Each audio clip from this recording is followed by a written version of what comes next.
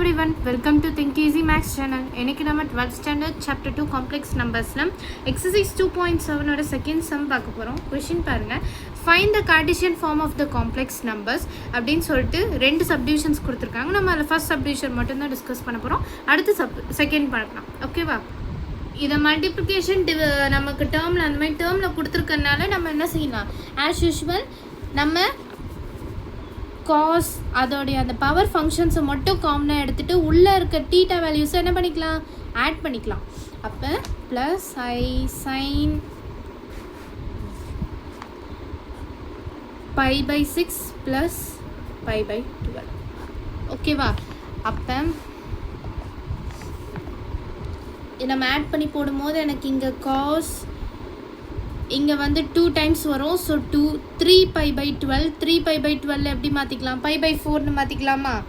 By by 4னு மாற்றினோன்னா நான் ஸ்ட்ரெயிட்டாக போடுறேன், ஒரு ஸ்டெப் என்ன பண்ணுறேன்? ஸ்கிப் பண்ணுறேன்.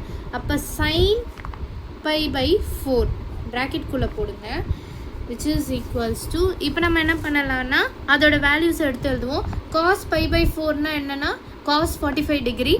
ஸோ 1/√2ன்னு வரும். அதே மாதிரி சைன் பை பை 4னா sin 45 degree √2ன்னு வரும். ஓகேவா?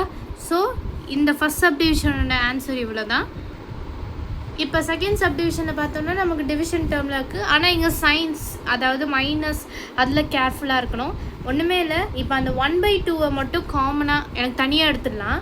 இப்போ நம்ம சிம்பிளிஃபை பண்ண போகிறோம். அப்போ எனக்கு காஸ் வரும். இங்கே பை பை 6 இருக்கா? Pi by 6 minus pi by 3 மேலே போகிறதுனால எனக்கு உள்ளே இருக்க தீட்டா வேல்யூ மட்டும் சப்ராக்ட் பண்ணணும். இந்த மைனஸ் காமனாக இருந்து அதாவது நியூமரேட்டரில் இருந்திருக்கு. ஓகேவா? நிமிஷம். ஓகே, இங்கே அப்படி தான் pi by 6 minus pi by 3 இப்போ போட்டிங்கன்னா எனக்கு 1/2 காஸ் இங்கே வந்து 2 டைம்ஸ் போகும். ஸோ மைனஸ் பை பை 6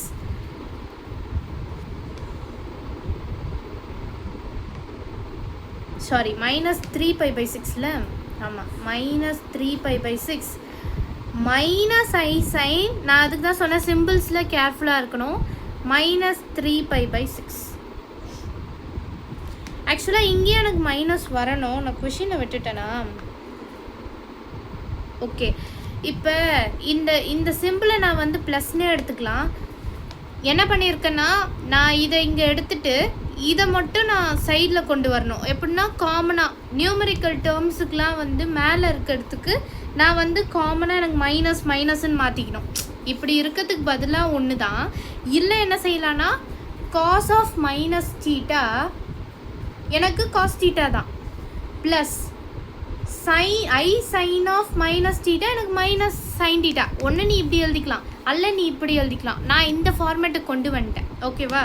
அப்போ இங்கே எனக்கு மைனஸ் 3 பை பை 6 அப்போ இங்கே எனக்கு என்ன வரும்? Minus pi by 6 minus pi by 3. புரியலன்னா திரும்ப ஒரு வாட்டி ரீவைண்ட் பண்ணி பாருங்கள். ஒன்றுமே கிடையாது, நான் இந்த ஃபார்மேட்டில் எழுதியிருக்கேன். ஓகேவா? இப்போ நான் கேன்சல் பண்ணேன்னா எனக்கு என்ன வரும்? ஆப்வியஸாக எனக்கு வந்து பை பை 3 வரும். காஸ் மைனஸ் பை பை 3ன்னு வரும். Plus I sine minus pi by 2ல ஆமாம் பை பை 2ன்னு வரும். இப்போ நம்ம ரெண்டுத்தையும் போட்டோன்னா எனக்கு 1/2 மைனஸ் ஐன்னு வருமா? இதுக்கு வேல்யூவே கிடையாது. இது வந்து எனக்கு 1ன்னு வரும். ஸோ அதனால் இன்ட்டு 1 மைனஸ் இருக்கனால மைனஸ் 1ன்னு வந்துடும், which is equals to minus i/2. அவ்வளோதான் இந்த சம். இந்த சம்மில் ஏதாவது டவுட் இருந்துச்சுன்னா கமெண்ட் பண்ணுங்கள். மறக்காம நம்ம think easy maths channel subscribe பண்ணிவிடுங்க. மற்றவங்களுக்கும் ஷேர் பண்ணுங்கள். தேங்க்யூ.